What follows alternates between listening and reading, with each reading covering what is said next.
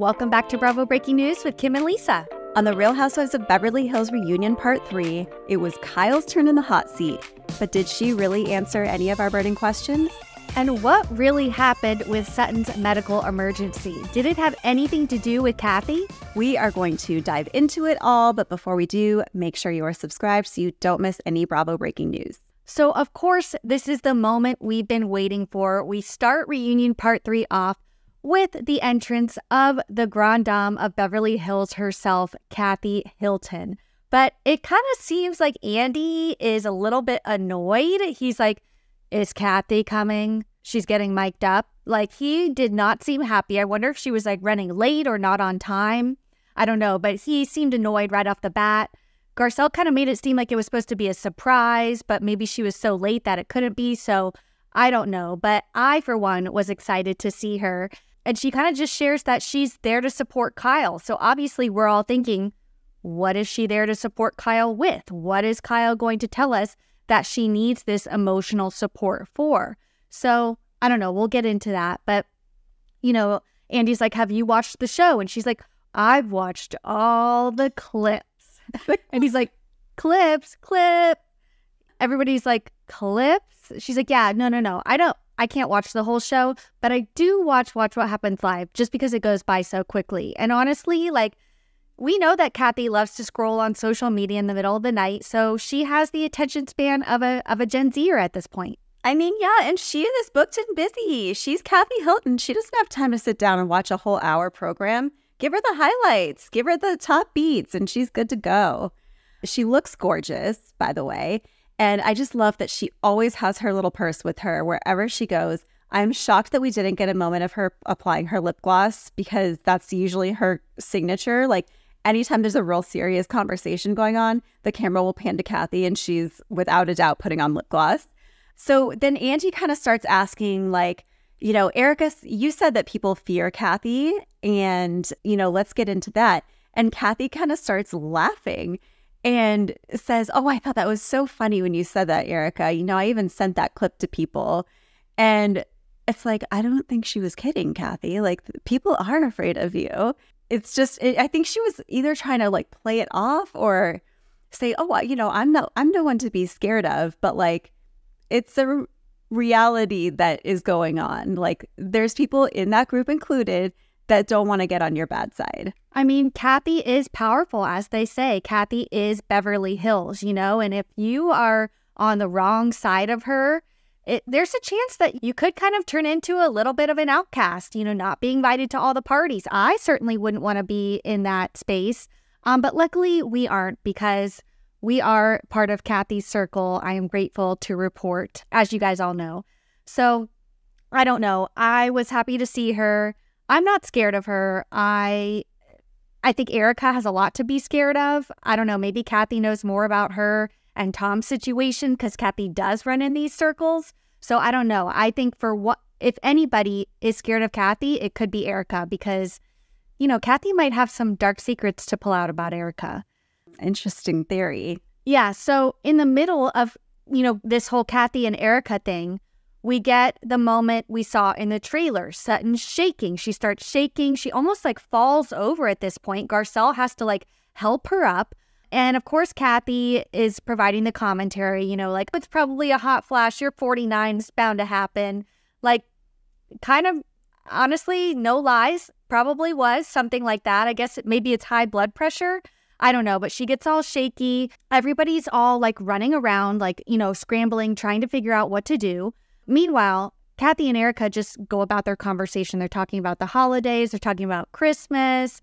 Kathy's on her phone. And social media doesn't not seem to be happy with Kathy's reaction to this. But, I mean, there were so many people surrounding Sutton. Like, I just feel like we don't need 12 people being like, what's wrong? What can we do? What can we do? We have the paramedic arriving. We have people consoling her. Anna Marie to the rescue. You know, obviously she's going to take this moment to, you know, do her thing as a nurse. So I don't know. I thought that it was just kind of funny. What did you think? Yeah, I didn't think it was a big deal. I mean, they obviously had the situation under control. Like you said, the paramedic was there. And also, we don't know how much time had passed. Like, I don't think it was within 5 seconds that Kathy pulled out her phone and started scrolling.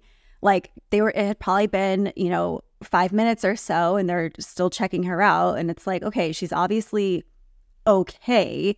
Like, I think it's all right to carry on a different conversation. But can I say that Anna Marie, like, once again was like, I think we need to call 911 right now. And it just reminded me of when they were in Spain and Crystal had her, emergency. And Anna Marie was like, I think she's going to stroke out right now. It's like, girl, you're freaking out the patients. Like, if this is your bedside manner, I'm not so sure what I think about it, because you want to try and keep people calm and not make them more worried. And from what we've seen, that is not what she's doing. No, you're so right. I mean, if I were her patient, like my heart rate would immediately spike. I would immediately start freaking out. So yeah, no, you're so right. Honestly, Anne-Marie, sorry. If you're ever my nurse, I'm going to be like, next. It almost seemed like Sutton had like a vertigo moment, because it seemed like she almost just started like falling. And it was very strange. But I saw she commented on someone's, comment on Instagram saying that she had bronchitis and dehydration or something. That was what was going on. I also think she probably had some low blood sugar. They're on that set for hours and hours without many breaks. I think she might have, maybe she needed a sandwich, which, by the way, I would too. Like, I can't go 2.5 hours without having a snack. So I don't know how these ladies do it. But anyway, we're kind of having this back and forth. Like, they don't really know how long Sutton's going to be gone with Garcelle. And so they have the couch in, like, everyone's in the same position. And now there's this awkward gap between Andy and Crystal and Anna Marie. And I'm like, are they going to scooch them up? Like, move them on up. And it took a long time for them to realize, okay, why don't we fill in that gap a little bit? But she, eventually gets taken to the hospital, and, we kind of like, that was it. We didn't get more of Sutton and Garcelle. Which I thought was very interesting, because we're about to get into the whole Kyle and Mauricio segment.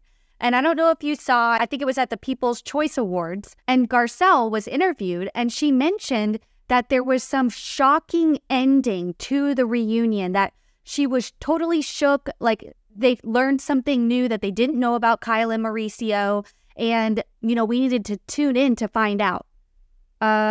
Spoiler alert, there was no shocking moment, nothing was divulged, and Garcelle was not even there to hear what Kyle had to say. So, lies?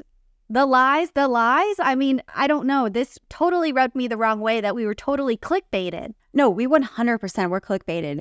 And it's leading me to believe, like, is there footage that was left on the cutting room floor? Because I feel like Garcelle's not the person to normally do like a bait and switch and kind of like really, drive that home. And yet she did say that. She said, we found out some information that we did not know before, and it really made things make sense. What was it? Like, we're still waiting. We didn't get it. So either it was said and cut, maybe Kyle made them cut it, or I just don't know. But like, I'm still waiting. Cue the Nicki Minaj meme. What was the reason? Like, we don't have a reason. And I don't know. It's just driving me insane, the fact that she would do this to us. I think your theory is right on point. We've heard about Sandoval potentially having some sort of, control over some of the Vanderpump Rules episodes editing during Scandoval. So does Kyle have the same type of control? I don't know. But we finally dig into her and Mauricio. And, she shares not a whole lot. She says that, they did prioritize their marriage for a very long time. They only had a few fights. They dig into this whole agency and Hilton and Highland story, which obviously we've all seen the clip from the Netflix series Buying Beverly Hills that's about to come out. That has kind of gone viral because Paris is clapping back at Mauricio and all of that. But it kind of seems like this all stems from Mauricio leaving the Hilton's real estate brokerage, Hilton and Highland, to go start the agency. And, they're talking about how he kind of poached clients. And Kyle's basically like, that's all I can really say. I can't really talk anymore about it. I mean, this is kind of starting to make a little more sense to me as far as Kyle and Mauricio's relationship, because I think that that is the reason that her and Kathy's relationship has been so tumultuous for the past decade, is because of Mauricio's switch and launching the agency. Now that Kathy and Kyle are becoming close again, maybe, she's realizing, okay, if I want to have a close relationship with Kathy and Rick in Paris, I maybe shouldn't be associating with Mauricio anymore. I don't know. Maybe she kind of thinks that what he did was kind of backstabbing. I don't know. I mean, I hear you, and I'm sure that that could be part of it, but so I 100% agree that that move that Mauricio made is what drove the huge wedge between Kyle and Kathy. I think we saw that play out on the show seasons ago. And it was ever since that happened, they have been, on a roller coaster ride of ups and downs, ups and downs. I think after that happened, they didn't speak for a couple years. And then Kyle decided to do the American Woman TV show, and that kind of came between them again. And so you're right. I think that was a huge reason that kind of divided the family, but I'm not sure that I'm convinced that it is what drove Kyle and Mauricio apart. I think it's interesting that we're seeing Mo's side of it from buying Beverly Hills, and then we're seeing sort of Kyle's side of it from Real Housewives of Beverly Hills. There's this family dynamic is just fascinating to me, and I'm sure there's so much more that goes on behind the scenes that we are not privy to. But I mean, whatever they're going to show us, I'm going to watch. I'm there with my popcorn eating it up because it's just fascinating to me. I think Kyle is definitely becoming more close, and she's leaning on Kathy more and her sisters more, because when you're going through a hard time, who are you going to turn to? And maybe who knows, maybe all along they've been we've never thought he was right for you or something like that. And so she's kind of trying to she kind of sees that now. But yeah, in the middle of all of this, it's we keep cutting back between what's going on with Sutton and then catching up with Kyle. And Andy gets a text from production saying, "Oh, I just have to get Sutton and Garcelle's phones from behind the couch and Merce's ashes." And we're all like, "Wait, what? Merce is still with us? We thought we left Merce in the Mediterranean and Spain. What is he doing on this couch, this reunion couch?" And so it's Merce is back in the purse. In that moment, I was deceased. I know he was literally deceased, but I was also deceased just watching Andy pull out a little bag of ash, purse of ashes, and I just died. A purse of ashes. I mean, honestly, bury me, put my ashes in a purse. I want to be Kim in the purse. It doesn't roll off the tongue quite as well. But honestly, it's so iconic right now. I hope Merce appreciates kind of, the impact that he's had on us and the Bravo community, because he will now forever be a part of it. So I don't know. That was kind of a lighter moment. Even though we're talking about somebody's ashes, it was still lighter than the other conversation that we were having. But yeah, I don't know. I just find it so interesting that the Hilton and Highland conversation is coming up now. We obviously it went on a very long time ago, but the fact that it's coming up now amidst all of this relationship drama and their split, I have a feeling it has to be related in some way. I don't know. That's my theory. But obviously Kyle moves on. We get Andy starting to really, really grill her. And he's like, okay, you mentioned in the confessional that you lost your trust. What happened that made you lose your trust? And then nothing. It's he never asked that question. It's the editors just cut to a different scene. She never answered the question. She basically just said, I tried to make it work until I couldn't. And then he kind of tries to get it out of her. He's like, look, everybody knows there have been rumors going around about Mauricio. They've been going around on the show for years. Brandy brought the tabloids to the beach that Lisa Vanderpump made her bring about Mauricio's cheating rumors. Does this have anything to do with it? And all she gives us is that, it's always made me wonder. And it's just Kyle, can you just say it at this point? I think we all know that's probably what happened. I don't know why she just won't say it. I have a feeling So I feel like she said it without saying it. Basically, when he asked her and she said, I tried as hard as I could, to me, she's admitting that, yes, it was something that he did and she tried to get over it and couldn't. I think she's not saying it to protect her daughters. And, you know, I get it. Like, as a reality TV fan, do I want her to talk about it? Of course I do. But I also understand, like, as a human, you know, maybe she's not ready to yet. And I think we have to kind of give her a little bit of grace with that. And, you know, given time, maybe she'll feel more comfortable. But, like, I don't know. You can't force someone to say something that they're not really ready to accept themselves. Like, maybe she's just not ready to accept it. And they got more into, like, his Dancing with the Stars and him holding hands with his partner. And, you know, she said that was really hurtful. And, you know, Andy asks this one question, an audience question, and he says, why is Kyle, like, being so coy about the reason for their split? Why doesn't she just say it already? And she just gives this line. She's like, because it's nobody's fucking business. And it's like, damn, all right, we've pushed too far. She has reached her breaking point. And I mean, there's a lot of thoughts about this response. You know, people I'm seeing online, or people are saying, like, she needs to be fired for this. Like, it's her job to disclose this stuff. So where do you stand on this? Okay, well, I don't think she should be fired by any means. And I know that, you know, we recapped the finale episode and I was like, you know, she's not ready to share kind of everything that you were just saying. However, I have changed my viewpoint slightly since then. You know, that's the beauty of Housewives. We flip, we flop. 1 week we're team this. Oh, yeah. Week we're team that. So I don't know. I feel like in order for us and her to have a little bit of closure, she should have given us something, anything at all.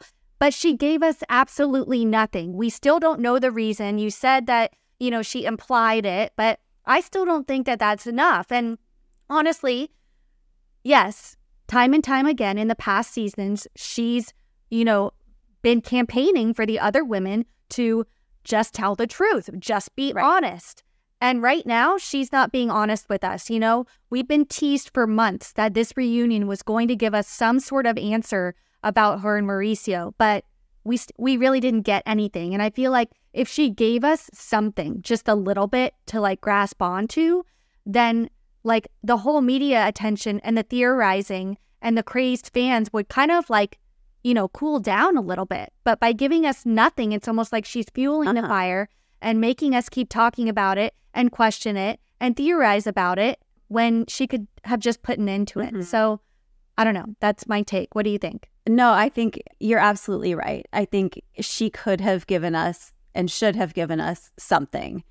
And I think people are going to really hold her feet to the fire even more now because she didn't give us anything. So it was sort of her chance to kind of tell the story how she wanted it to be told, and she didn't take it.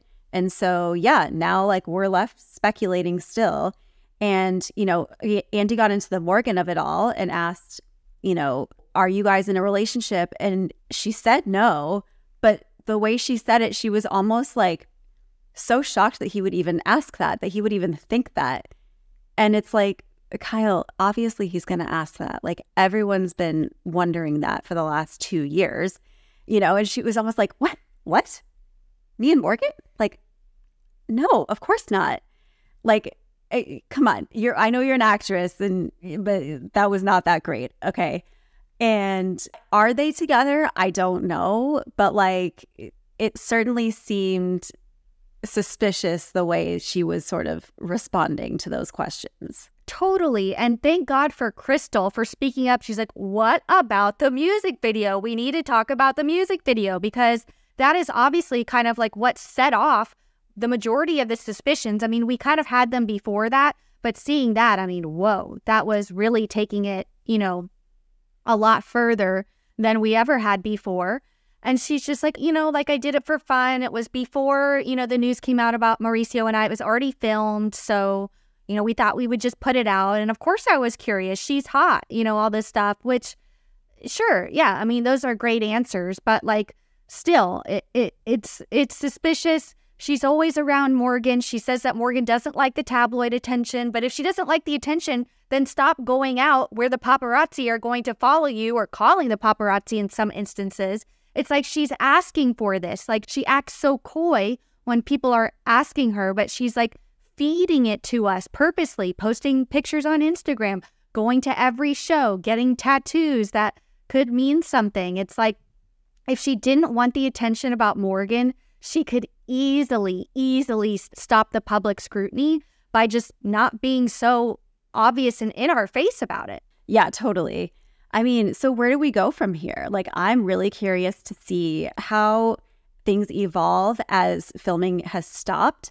Is Mauricio going to move out? It sounds like he's looking for a place. Are Kyle and Morgan going to continue to stay as close as they are? Maybe. Will they eventually, like, say that they're in a relationship? Maybe. I think stranger things have happened. And, you know, I feel like once the cameras go down is when sort of the real stuff kind of starts to happen sometimes. So we'll have to keep our eyes on the blogs and on Bravo Breaking News on Instagram. Yeah, so I mean, Andy does say that potentially will we see Morgan on those couches next season? Maybe. And I have a question for you. Will Kathy Hilton be returning next season? Do you think she's going to be a friend of, or maybe even a diamond holder? I don't know that she'll be a diamond holder, because I don't know that she wants to commit to that level of filming. But I do think that having her on the reunion was a pretty good indicator that she'll be back in some capacity, probably as a friend of. And I would love to see both her and Kim back, and Kyle. Like, all I want is the three of them on my screen together and getting along, because there's just something about them that I love to watch. Me too. So all we can do is manifest at this point. So that's it for Real Housewives of Beverly Hills. That's the end of the season, guys. It was so much fun. Thank you guys for tuning in. We are still recapping Vanderpump Rules every week, so make sure you subscribe and tune in to those recaps every Wednesday, and we'll see you next time. Bye, everyone.